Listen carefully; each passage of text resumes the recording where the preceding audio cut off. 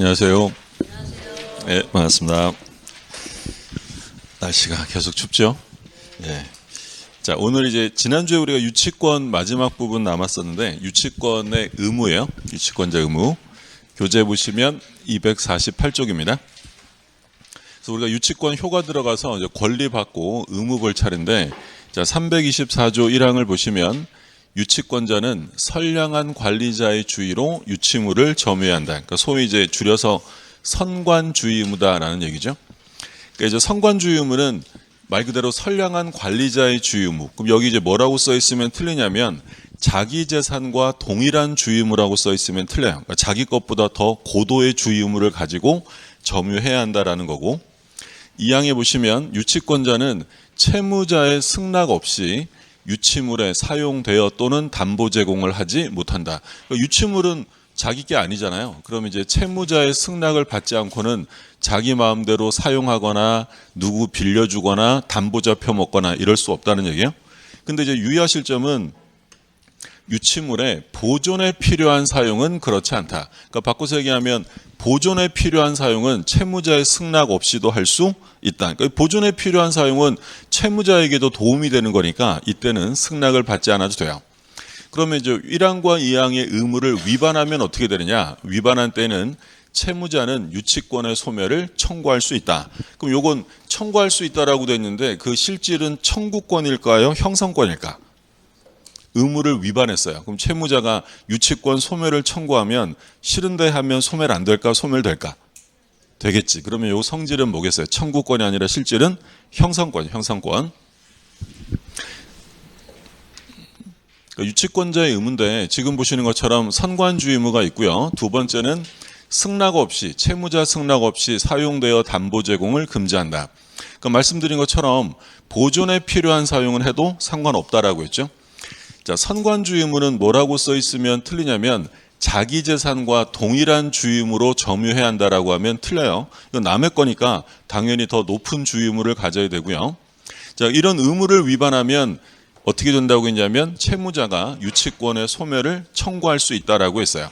근데 이건 말이 청구권으로 돼 있지만 그 실질은 형성권이에요. 그리고 또 하나 조심하실 점은 의무를 위반했다고 해서 즉시 또는 뭐 당연히 소멸한다라고 써 있으면 틀리고, 뭐가 있어야 소멸되냐면 소멸 청구가 있어야 소멸이 됩니다. 그러면 이제 대표적으로 우리 판례가 본 보존에 필요한 사용은 어떤 게 있냐면 어떤 주택을 공사한 업자가 공사대금을 못 받으니까 주택을 주거 용도로 사용한 사건이에요. 그러니까 주택을 공사했는데 대금을 못 받으니까 주택을 주거 용도로 썼다면 이건 뭘로 볼 수 있냐면 보존에 필요한 사용으로 볼 수 있다라는 게 판례예요. 그러니까 이제 생각해 보시면 주택 같은 경우에는 아무도 안 쓰고 방치해버리면 오히려 더 빨리 낡아버릴 수 있잖아요. 그러니까 주거 용도로 쓴 건 보존에 필요한 사용으로 봅니다. 그러면 소유자는 이 유치권자에게 야, 너 왜 함부로 남의 집을 써? 라고 하면서 불법행위 손해배상을 청구할 수 있다는 거야, 없다는 거야? 얘가 지금 이렇게 쓰는 건 불법행위예요, 적법한 거야? 적법한 거죠. 그럼 불법행위란 말은 나올 수 없고요. 그러면 실제로 사용해서 이익을 얻었다면 이건 당연히 공짜겠어요? 차임은 내야 돼. 차임, 그렇죠? 차임 상당의 부당이득 반환은 청구할 수 있지만 불법행위란 말이 나올 수는 없다라는 얘기예요. 자, 이게 이제 유치권자의 의무입니다. 그래서 1번에 나온 것처럼 선량한 관리자의 주의 의무, 두 번째는 승낙 없이 사용되어 담보 제공을 금지합니다. 근데 말씀드린 것처럼 보존에 필요한 사용으로 본 대표적인 사건, 주택에 거주하면서 사용하는 것. 이건 뭐 시험에도 출제가 됐던 거니까 대표적인 보존에 필요한 사용 확인해 두시고요. 자, 의무를 위반하면 유치권 소멸당한다라고 했어요. 소멸을 청구할 수 있다. 요거는 이제 청구권이 아니라 형성권이에요. 그럼 이제 2번 판례, 요번 시험에 요 최신 판례가 이제 바로 출제가 됐었는데, 요건 이제 어떤 사건이냐면 갑이라는 사람이 채무자고요. 을이 유치권자. 그러니까 예를 들어서 얘가 두 개 필지, X 토지와 Y 토지에 대해서 유치권을 행사하고 있는 중이에요. 근데 요 을이 요 X 토지에 대해서 선관주의 의무를 위반합니다. 선관주의무를 위반했다. 그럼 이제 유치권 소멸 청구할 수 있잖아요. 그럼 이때 소멸 청구를 XY 토지 2개 필지를 모두 할 수 있느냐, 아니면 선관주의무를 위반한 필지만 소멸 청구하느냐, 이게 이제 문제된 사건인데, 우리 판례는 뭐라고 하냐면 전부 다가 아니라 요 X 토지에 대해서만 소멸을 청구해야지 Y 토지까지 할 수는 없다. 그럼 만약에 얘가 받을 돈이 2억이었어요. 그러면 요 X 토지에 대해서 유치권이 소멸되면 이제 Y 토지에서 담보되는 건 1억 원일까요? 여전히 2억 원일까요? 2억 원. 이게 이제 불가분성이죠. 그러니까 불가분성이라는 것은 이게 수개의 물건인 경우에도 그대로 적용돼요. 그래서 남는 건 한 개지만 여기서 담보하고자 하는 채권은 일부가 아니라 채권 전부다. 그러니까 우리가 지난주에 창호공사 판례 봤었잖아요.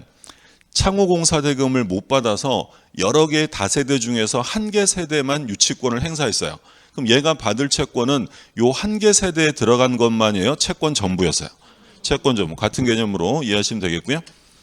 그래서 여러 필지의 토지에 대해서 유치권이 성립한 경우 일부 필지 토지에 대한 유치권자의 선량한 관리자의 주의무 위반을 이유로 소멸 청구가 있었어요. 근데 여기서 이제 소멸되는 건 뭐냐면 그 위반 필지 토지에 대해서만 소멸 청구가 허용되는 거지 전부 소멸시킬 수는 없다라는 거예요. 확인해 두시고 3번 한번 참고를 한번 보시고, 자, 유치권의 소멸. 유치권의 행사는 채권의 소멸시효 진행에 영향을 미치지 않는다. 그러니까 유치권을 행사하면 채권의 소멸시효도 같이 중단된다는 거예요. 얘는 계속 진행되는 거야. 진행돼. 영향을 미치지 않는다라는 거예요. 그래서 우리가 얘기했던 것처럼 지난주에 이거 봤잖아요. 이게 유치권은 담보물권이에요. 그럼 담보물권이니까 운명을 함께할 뭐가 있어야 돼? 피담보, 채권. 그러면 우리 지난주에 뭐 봤었냐면 경락인에게 유치권을 행사할 수 있다 없다? 경락인에게 인도 거절할 수 있어요 없어요? 유치권은 물권이잖아요. 물권. 그죠? 물권이면 채무자에게만 인도 거절하는 거예요. 모든 사람에게 할 수 있는 거야. 모든 사람. 자, 그럼 다시 경락인에게 인도 거절할 수 있다 없다? 있어요. 인도 거절할 수 있는데 뭘 할 수는 없다고 했냐면 경락인에게 돈 갚아라고 변제 청구할 수는 없다. 왜? 유치권은 물권이니까 경락이 아니라 누구한테도 인도 거절하는 거야. 근데 돈 갚아라는 건 유치권 행사예요? 채권 행사예요? 채권 행사지. 그럼 채권 행사는 아무에게나 하는 게 아니라 누구한테 해야 돼요? 채무자에게 해야 되는 거예요. 그러면 지금 보시는 것처럼 이 유치권을 행사하면서 인도를 거절하는 건 채권의 행사가 아닌 거예요. 이건 말 그대로 유치권을 행사하는 거지 채권 행사가 아니기 때문에 채권의 소멸시효를 중단시키려면 뭘 행사해야 돼요? 채권의 소멸시효를 중단시키려면 유치권을 행사해야 돼요? 채권을 행사해야 돼? 채권 행사. 근데 인도를 거절하는 유치권 행사는 채권 행사가 아니기 때문에 얘를 별도로 행사하지 않는 한 이 채권의 소멸시효는 계속 진행이 된다. 그러니까 유치권과 이 채권은 별개이기 때문에 유치권을 행사한다고 해서 채권의 소멸시효가 중단되지는 않는다. 그러면 채권의 소멸시효를 중단시키려면 당연히 뭘 행사해야 돼? 유치권이 아니라 채권, 돈 갚아라라고 해서 채권 행사가 있어야 채권의 소멸시효가 중단되는 거예요. 요건 법조문으로 뭐 여러 번 출제가 됐죠. 유치권을 행사한다고 해서 채권의 소멸시효는 중단되지 않습니다. 영향을 미치지 않고요.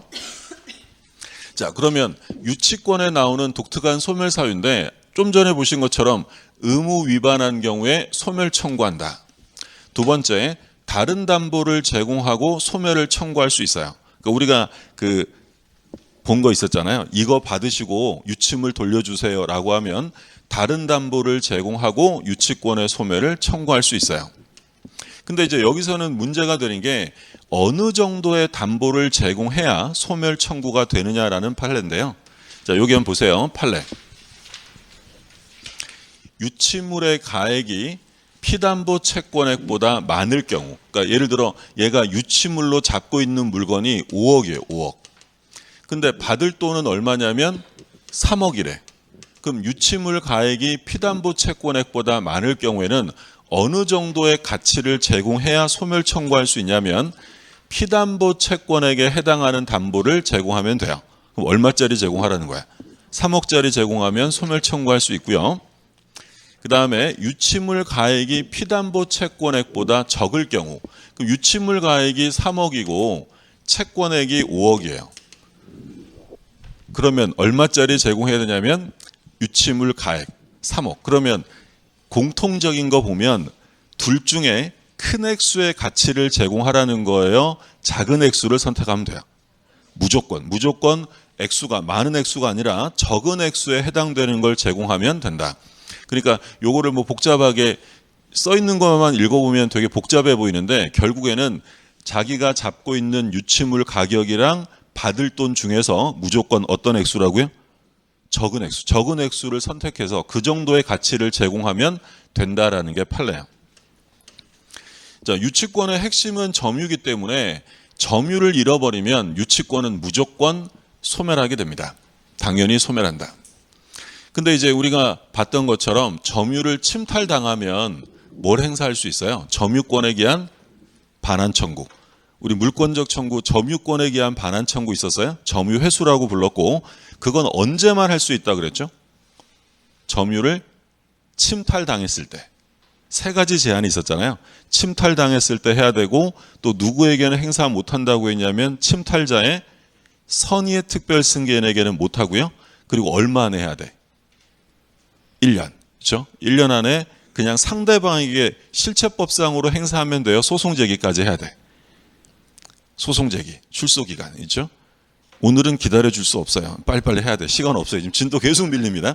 그러니까 우리가 점유권에 기한 반환 청구는 소유물 반환과 달리 세 가지 제한이 있었어요. 침탈 시에만 해야 된다. 그래서 시험에 제일 많이 나왔던 건 사기당한 물건은 점유물 반환의 대상이 될 수 없다라고 했고 선의의 특별 승계인에게 못하고 1년 안에 소송 제기해야 돼. 그래서 만약에 점유를 침탈당해서 점유를 잃어버렸어요. 그럼 유치권은 바로 어떻게 된다?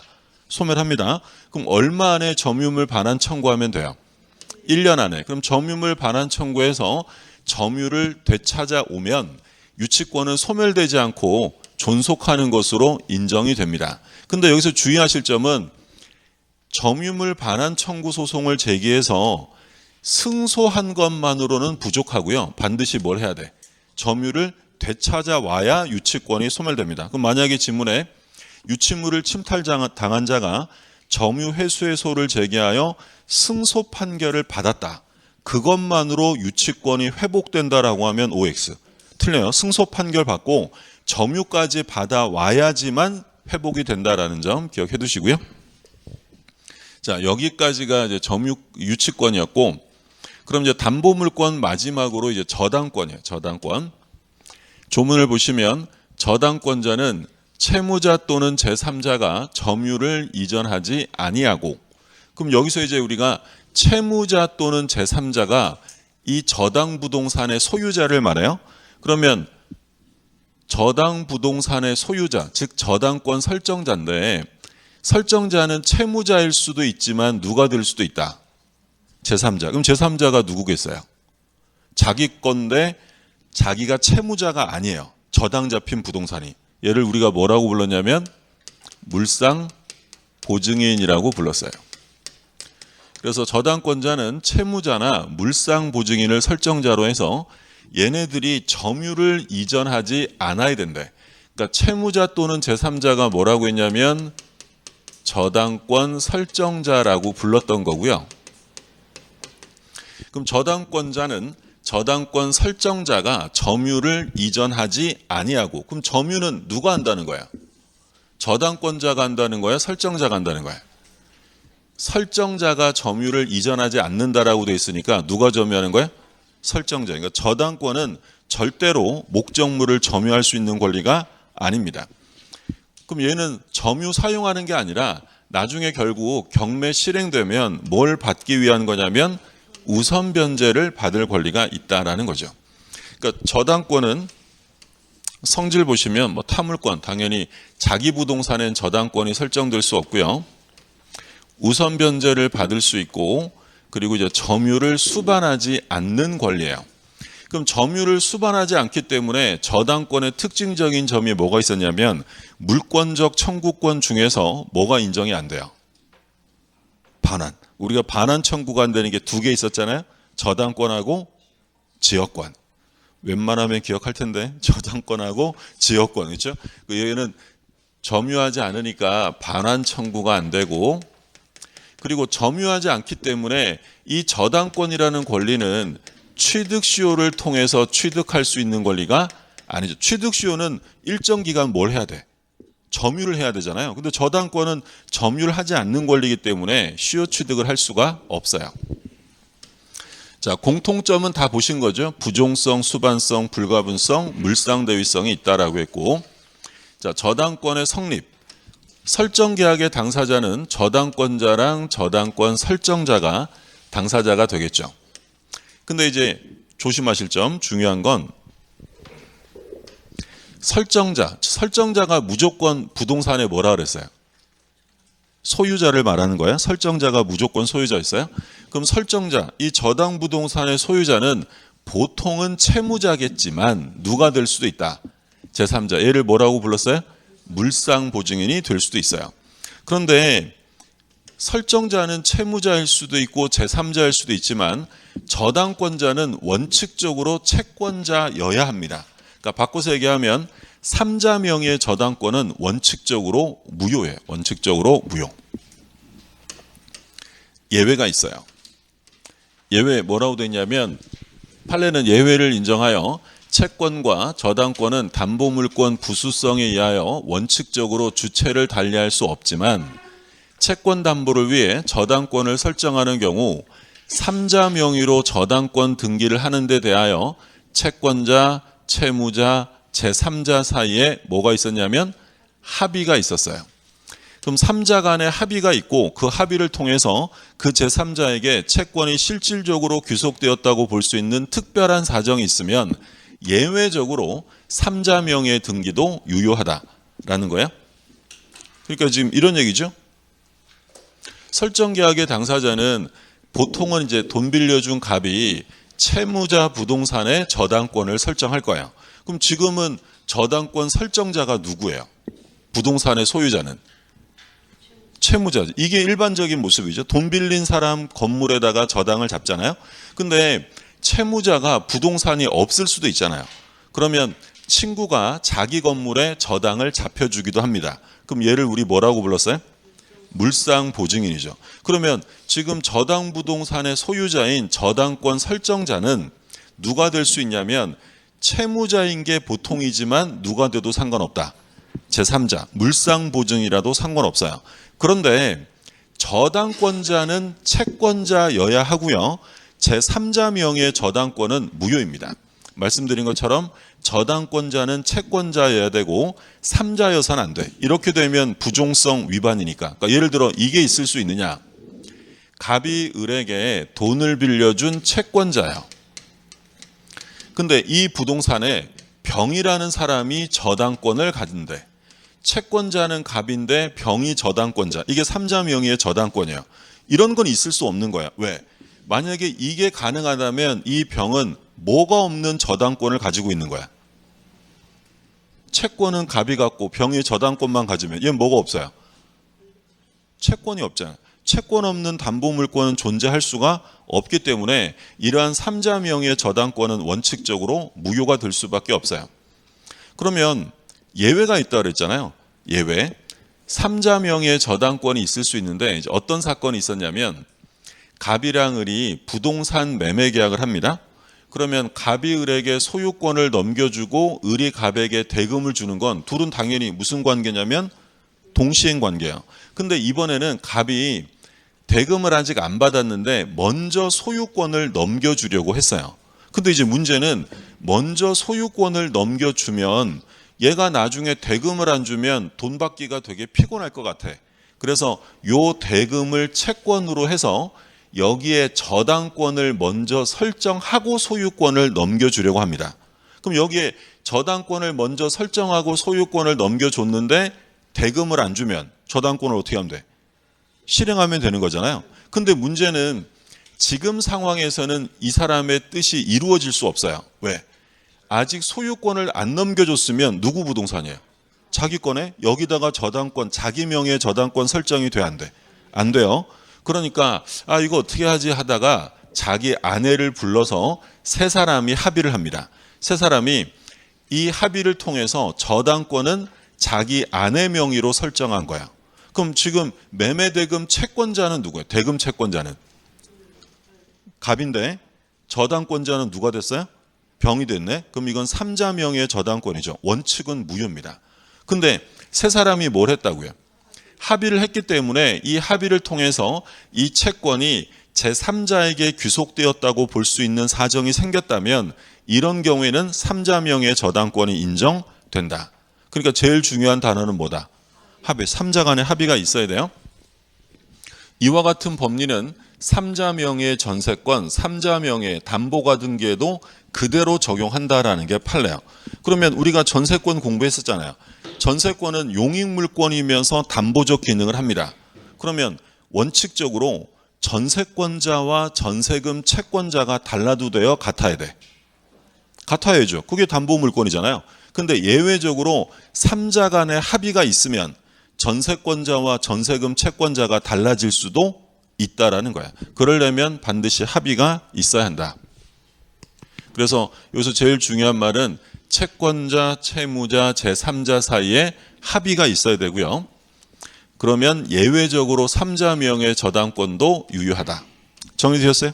자, 그럼 저당권 설정자, 채무자여야 돼요? 제3자라도 돼요? 상관없지. 설정자는 부동산의 소유자를 말하는 거니까 채무자일 수도 있고 물상보증일 수도 있어요. 근데 저당권자는 제3자여서는 안 됩니다. 부종성 위반이에요. 근데 예외적으로 뭐가 있으면 3자 간에 합의가 있으면 3자 명의 저당권도 유효할 수 있다. 자, 저당권 등기사항, 이건 뭐 등기법 시간에 보실 내용이고 민법에서는 출제 안 됩니다. 그럼 여기서 이제 보실 점 앞에서 공부한 거예요. 저당권 등기가 불법으로 말소가 됐대. 그럼 불법 말소가 되면 저당권은 소멸돼요? 소멸되지 않아? 불법으로 말소되면 저당권은 소멸돼요? 소멸되지 않는 거야? 안 되는 거죠. 그렇죠? 왜? 등기는 효력 발생 요건이지 존속 요건이 아니다. 그럼 이제 얘는 불법 말소된 거니까 말소 회복 등기를 하면 되는 거예요. 근데 유의하실 점은 저당권이 불법 말소되어도 회복 등기를 못하는 경우가 있어요. 어떤 경우냐면 이미 경매가 실행된 경우예요. 불법 말소된 후 경매가 실행되었다면 말소 회복 등기는 할 수 없다. 왜 할 수 없냐면 뭐가 돼버렸다 그러는 거예요 지금. 경매. 자, 경매가 실행되면 저당권이 존속할 수도 있어요. 모든 저당권은 소멸해. 모든 저당권 소멸해. 그럼 얘는 불법 말소가 안 됐다 하더라도 어차피 어떻게 될 수밖에 없는 애야. 소멸될 수밖에 없는 애이기 때문에 이때는 회복시켜 줄 수가 없다라는 거죠. 그것만 확인하시고.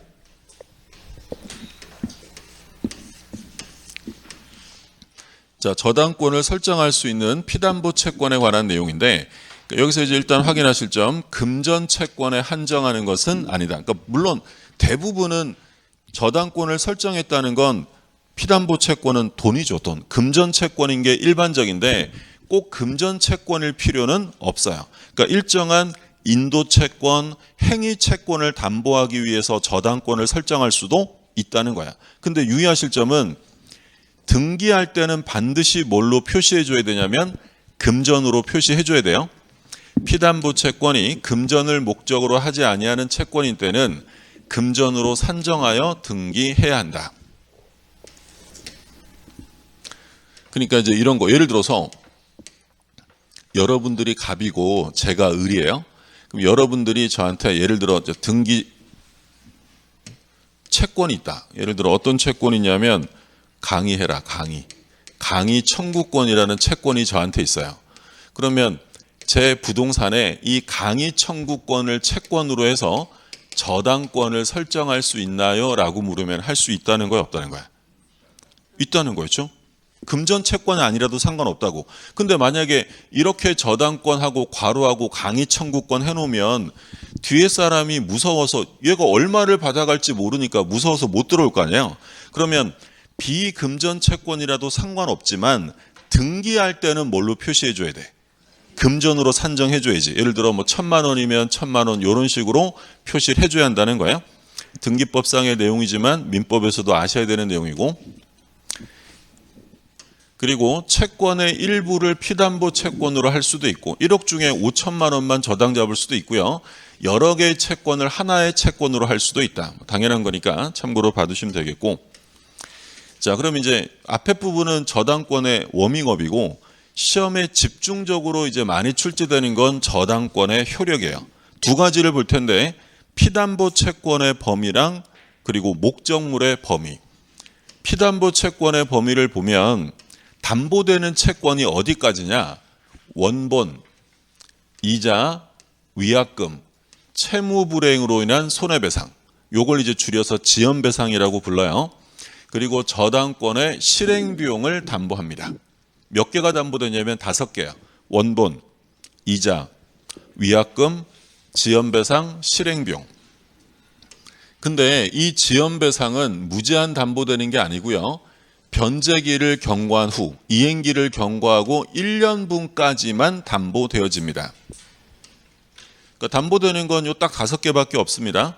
원본, 이자, 위약금, 지연배상, 실행비용인데 이자는 얼만큼 담보되냐면 무제한 담보예요. 무제한 담보. 근데 지연배상, 채무불이행으로 인한 손해배상은 무제한이 아니라 이 경우에는 1년분까지만 담보됩니다. 그러니까 갑이요, 을한테 1억 원을 빌려주고 을 부동산의 저당권을 설정을 한 거예요. 그럼 이제 얘가 돈을 안 갚으면 얘가 요거 경매 실행할 거 아니에요. 그러면 이 경매에서 갑이 우선 변제 받아갈 채권의 범위가 어디까지냐라는 거야. 일단 1억 원이 바로 뭐야? 원본이지, 원본. 그럼 원본이 발생하면 당연히 뭐가 나올까? 이자. 자, 그리고 위약금에 약정을 했다면 얘도 담보되고요. 근데 변제기에 돈을 안 갚으면 이건 일반 이자가 아니라 이제 뭐가 되는 거야? 지연 이자가 되겠지. 지연 배상, 채무 불이행 손해배상이고, 그리고 이제 마지막으로 실행비용. 요 5가지만 담보됩니다. 이자는 얼만큼 담보된대요? 전부 다 무제한 담보되고, 근데 지연 이자, 지연 배상은 무제한이 아니라 1년분까지만 담보됩니다. 앞에 3개, 원본 이자 위약금은 등기해야 담보가 되고요. 지연 배상 1년분과 실행비용은 등기하지 않아도 당연히 담보가 돼요. 그러면 요거 5개 이외에 다른 거 써 있으면 무조건 틀립니다. 예를 들어서 저당물의 보존비용 또는 저당물의 하자로 인한 손해배상 담보된다 안 된다? 안 돼. 담보되는 건 딱 몇 개다? 5개. 원본, 이자, 위약금, 지연배상, 실행비용까지만 담보되고요. 이거는 이제 꼬드기는 지문으로 나오는데 이건 당연히 말도 안 되는 게 저당권자가 저당물의 보존 비용을 썼을 리가 없죠. 왜? 저당 부동산은 누가 점유해요? 저당권자가 점유해요? 설정자가 하는 거야. 설정자가 하는 거지 저당권자가 점유하는 게 아니기 때문에 이런 비용은 나올 수도 없어요. 딱 담보되는 건 5개. 그럼 이제 이렇게 되는 거예요. 돈을 이때 빌려줬고 변제기가 있어요. 근데 현재 변제기가 지나고 2년째 돈을 안 갚고 있는 상황이에요. 그러면 얘가 더 이상 못 참겠다라고 해서 이때 경매를 실행했다는 거야. 그럼 얼마까지 받아갈 거냐? 일단 원본 1억입니다. 자, 그리고 원본의 이자 얼마까지 담보된다고요? 무제한. 근데 여기서 이자가 무제한 담보된다고 해도 언제까지의 이자를 말하는 거냐면 변제기까지의 이자를 말하는 거야. 여기까지는 전부 담보가 돼요. 근데 변제기를 넘으면 이건 일반 이자가 아니라 뭐가 되는 거야? 지연이자가 되는 거지. 그럼 이 지연배상, 지연이자는 무제한 담보되는 게 아니라 얼마까지만?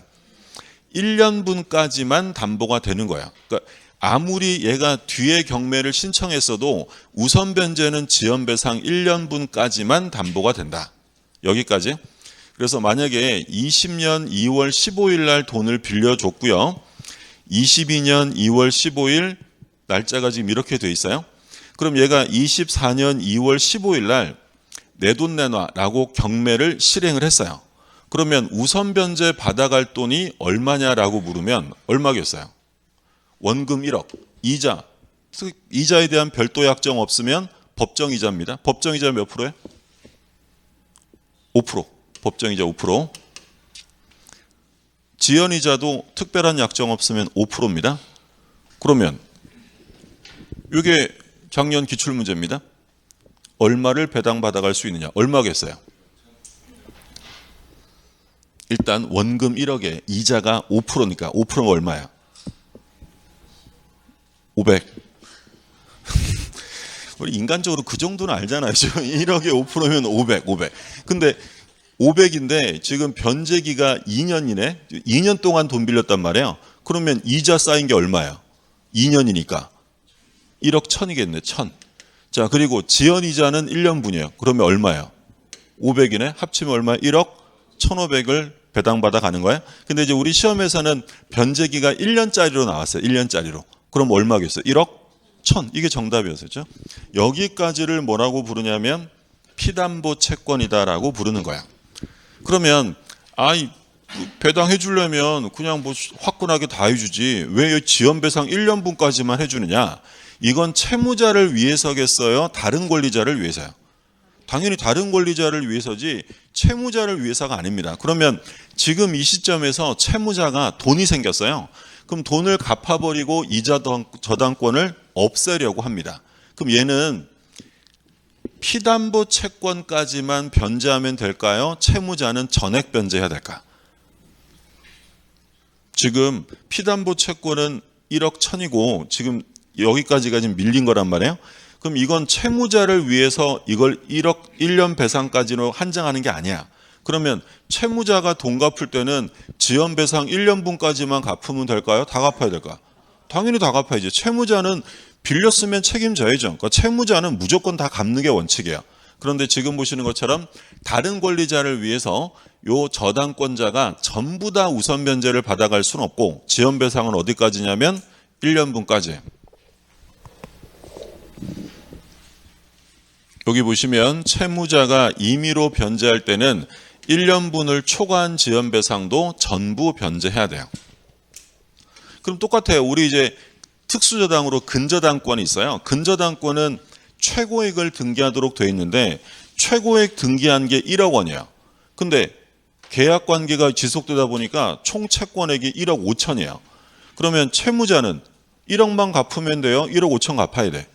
무조건 채무자는 끝까지 다 책임져야 돼요. 자, 그 다음에 이제 또 집중적으로 출제되는 목적물의 범위예요.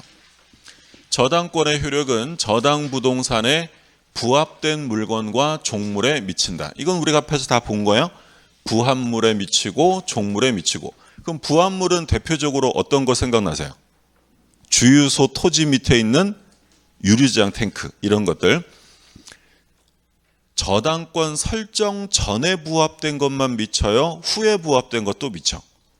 상관없대요. 부합 종물 넣으면 설정 전후를 불문하고 미친다라고 했고, 자, 그러나 법률의 특별한 규정, 설정 행위에 다른 약정이 있으면 그러하지 아니하다. 그러면 부합물 종물에 미친다는 이 358조 규정은 강행 규정이라는 거예요? 임의 규정이에요.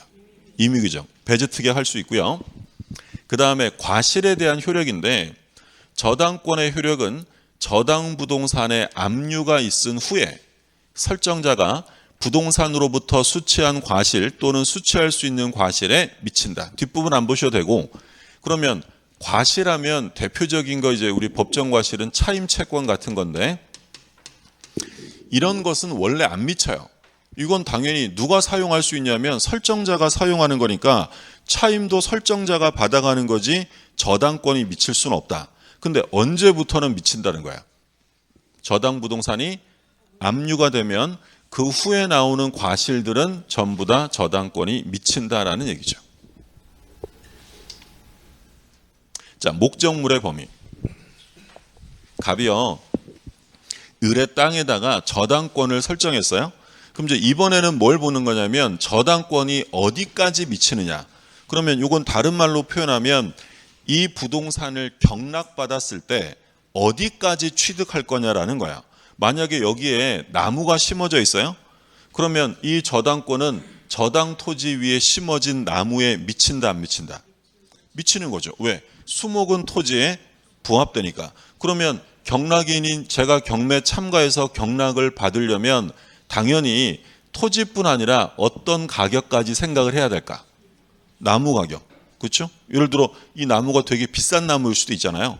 그러면 토지 경매가뿐 아니라 이것까지 취득하는 걸 전제로 입찰가를 써내야 될 거 아니에요? 그러면 토지 위에 건물이 있어요. 그럼 토지의 저당권이 건물에 미칠까 안 미칠까? 토지를 경락받으면 축하한다고 건물도 같이 주나요?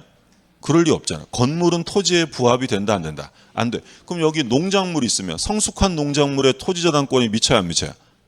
안 미치는 거지. 우리 다 본 거잖아요. 그래서 부합되는 건 미치지만 부합되지 않는다. 근데 이 수목을 저당권에서 빼고 싶어요. 안 미치게 하려면 이 나무 어떻게 하면 돼?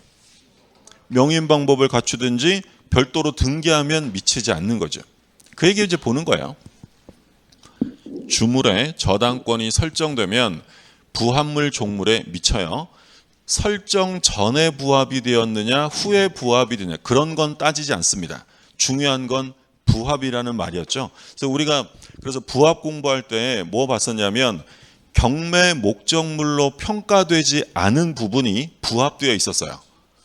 부합된 부분이 경매 목적물로 평가가 안 됐대. 저당권이 미친다 안 미친다?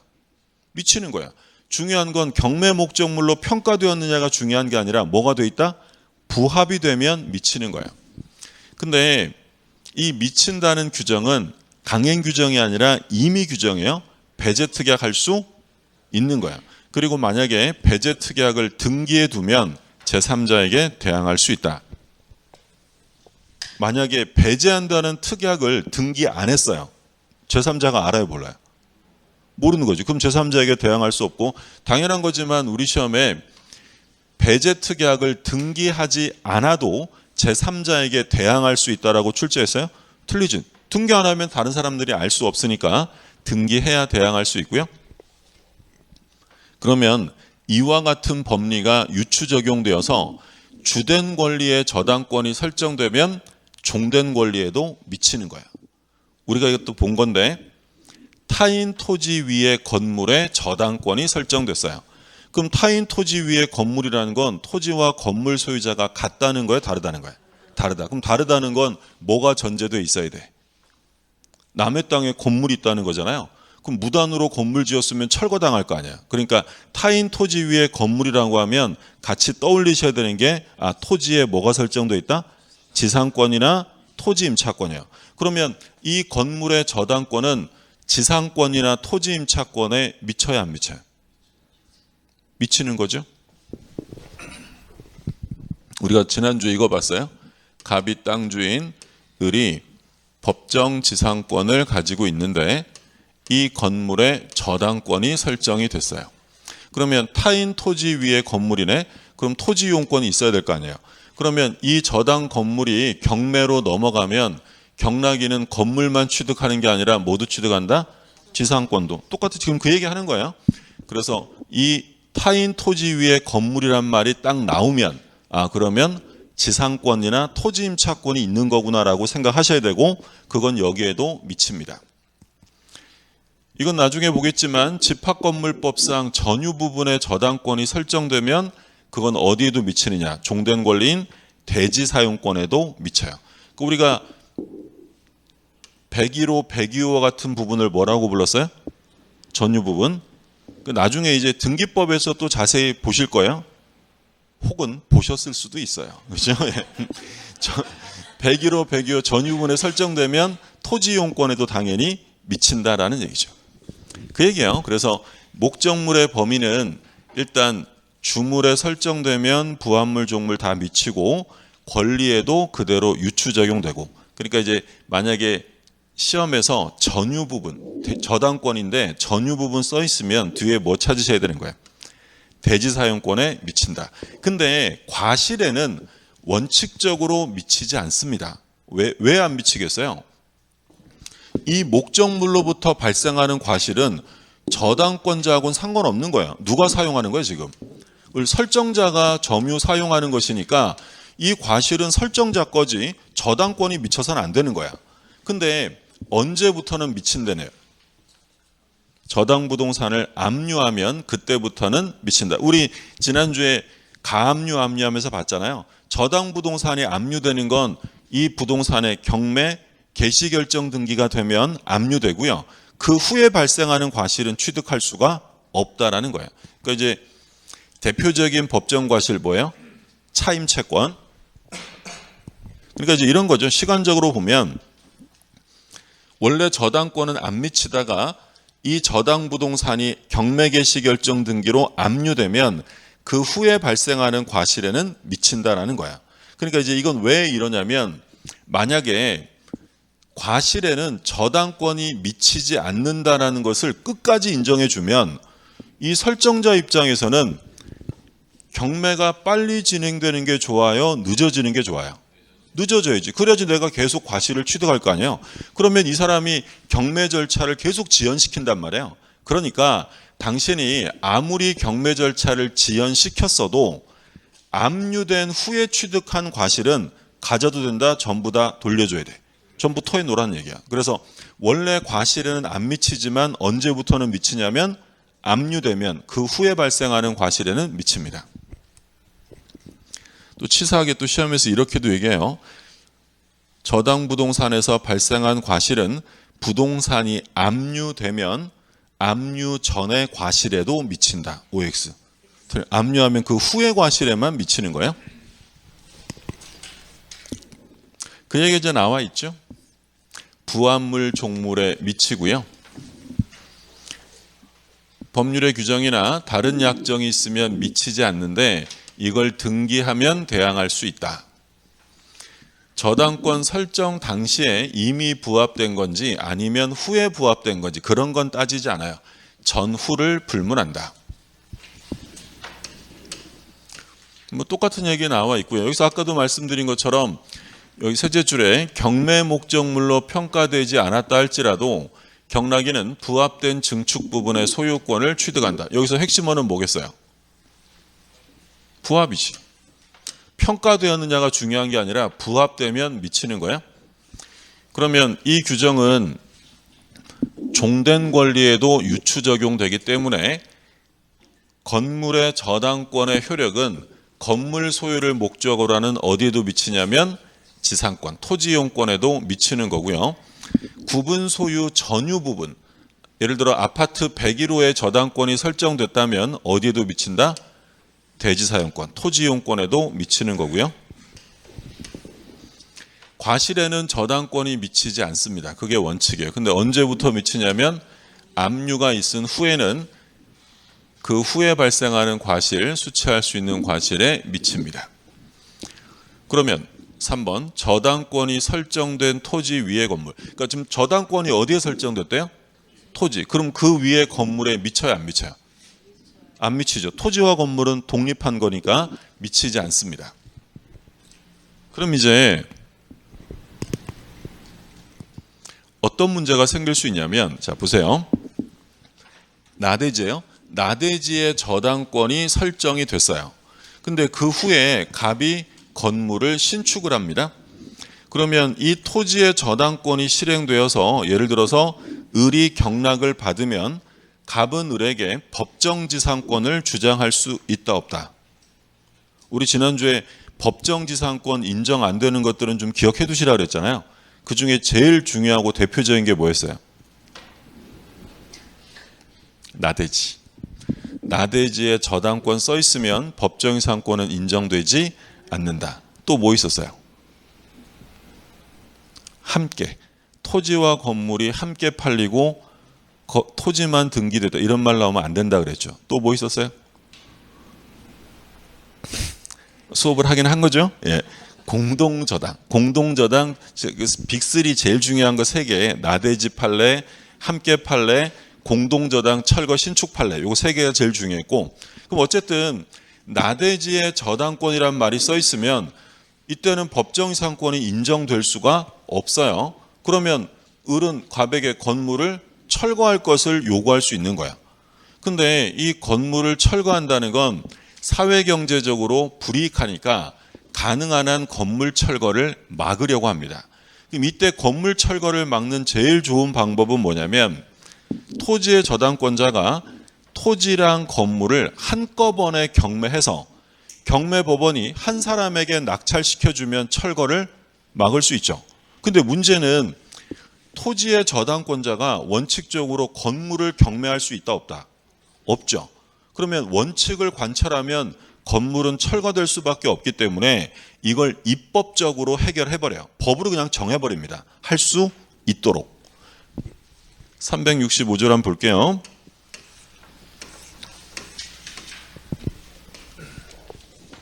자, 보시면 토지를 목적으로 저당권을 설정한 후 건물이 축조됐어요. 그러면 토지의 저당권이 설정될 때는 건물이 있다는 거예요? 나대지어야 한다는 거예요? 나대지. 나대지의 저당권이 설정되고 건물이 지어졌대. 그러면 저당권자는 토지와 함께 그 건물에 대하여도 경매를 청구할 수 있다. 청구하여야 한다요? 할 수 있다요? 안 해도 돼요. 이건 저당권자 마음입니다. 근데 이제 일괄 경매가 인정되어도 건물 경매 대가에서는 우선 변제를 받을 수 없다. 왜? 얘는 어디에 저당 잡으니까? 토지니까. 다시 볼게요.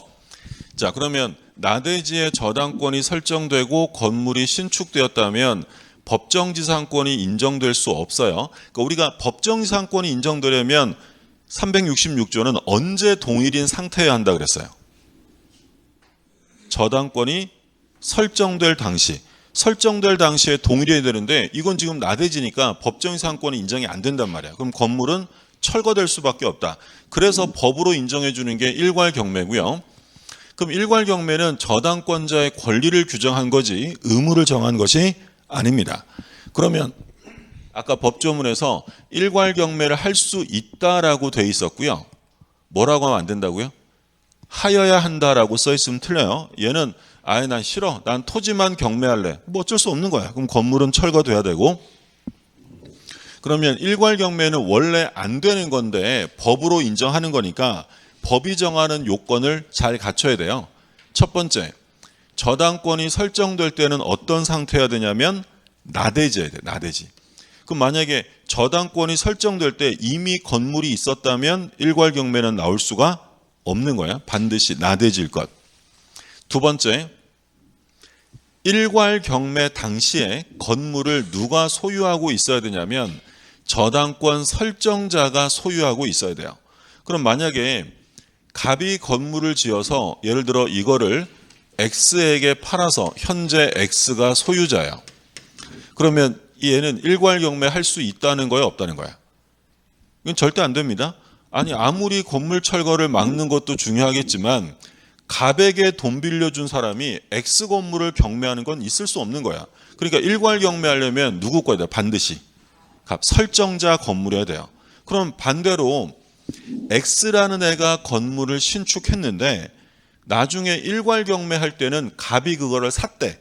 그럼 일괄 경매할 수 있다 없다? 그러면 되는 거예요. 그래서 설정 당시에 일괄 경매 당시에 설정자 소유해야 되고요. 그럼 만약에 용익권자가 신축을 했어도 설정자가 매수했대. 그러면 일괄 경매할 수 있다라는 거예요. 그러니까 이런 거지. 지금 나대지의 저당권이 설정되고요. 그리고 지상권을 설정한 을이 건물을 신축한 상황이에요. 그럼 지금 이 상황에서는 일괄 경매가 된다 안 된다? 안 되는 거죠. 일괄 경매하려면 누구 거야 돼? 이 건물이. 갑 거야 된단 말이에요. 근데 이 지상권자가 매수를 청구해서 갑이 소유자가 됐어요. 자, 일괄 경매할 수 있다 없다?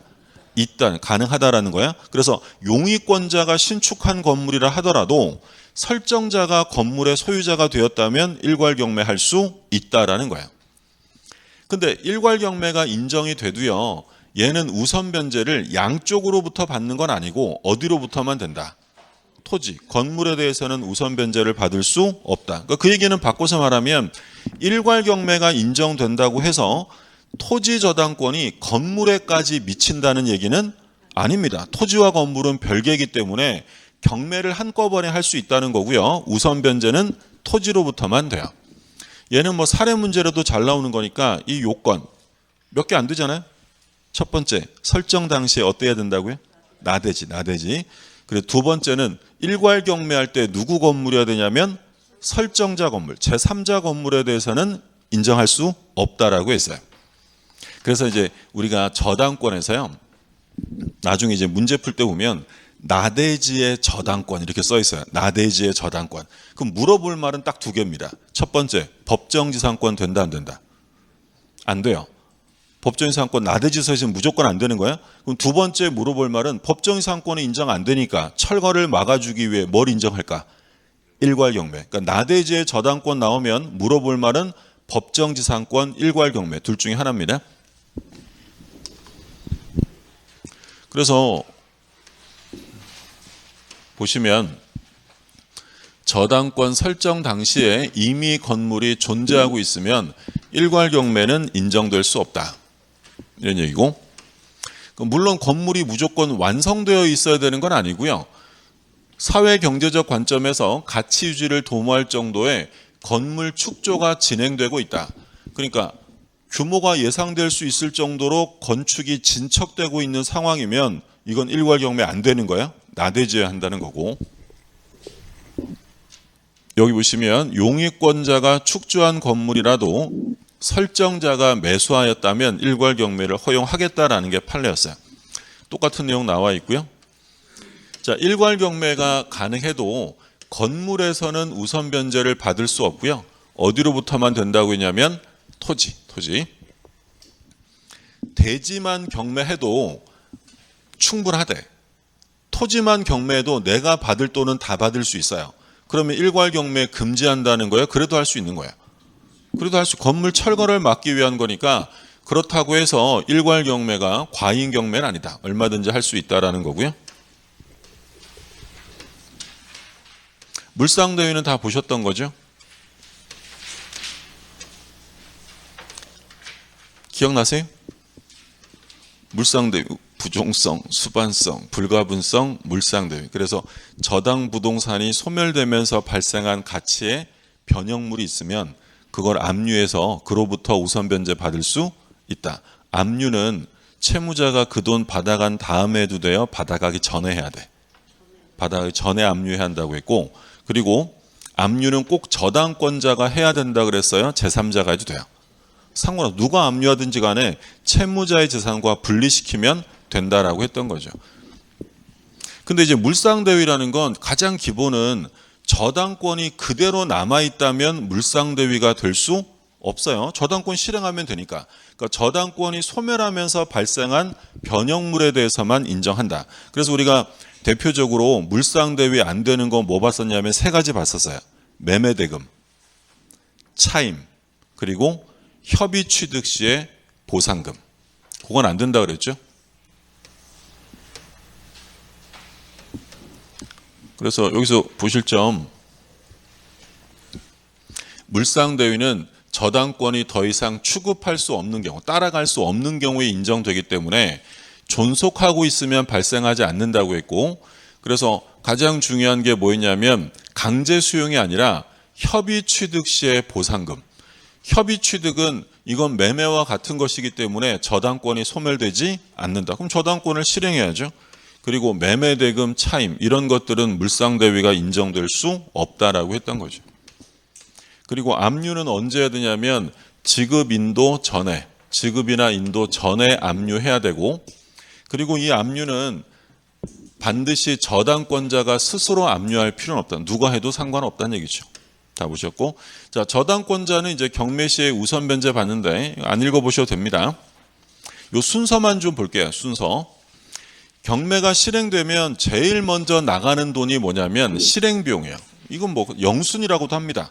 실행비용 제일 먼저 주고 그 다음에 받아가는 사람이 누구냐면 제3취득자의 비용이에요.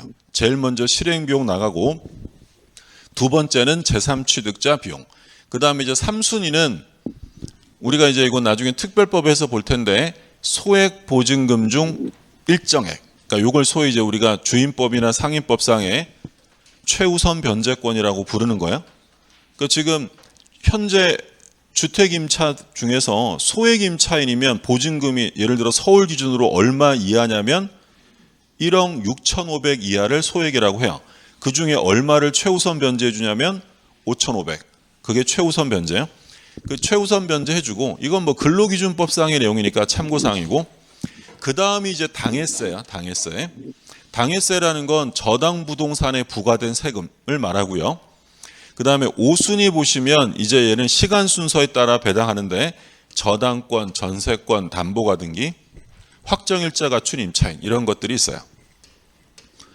뒤에 건 안 보셔도 되고 요 정도까지. 그러니까 경매가 실행되면 제일 먼저 나가는 돈이 뭐냐면 실행비용, 그 다음이 제3취득자 비용, 그 다음이 세 번째가 최우선 변제, 그 다음이 당해세, 그 다음이 이제 저당권 이런 순서로 가는 거예요. 맨 마지막에 누가 나와요? 얘가 돈 받아가는 건 좀 험난한 일이지. 거의 못 받아간다고 생각하시면 되고 그러니까 요 순서고. 그러면 이 제3취득자 얘는 뭔데 이렇게 빨리 받아가느냐? 그 제3취득자가 소액 임차인보다 더 먼저 받아가는 거야. 그럼 이제 뒤에 그 제3취득자가 나옵니다. 제3취득자부터는 쉬었다 보시죠.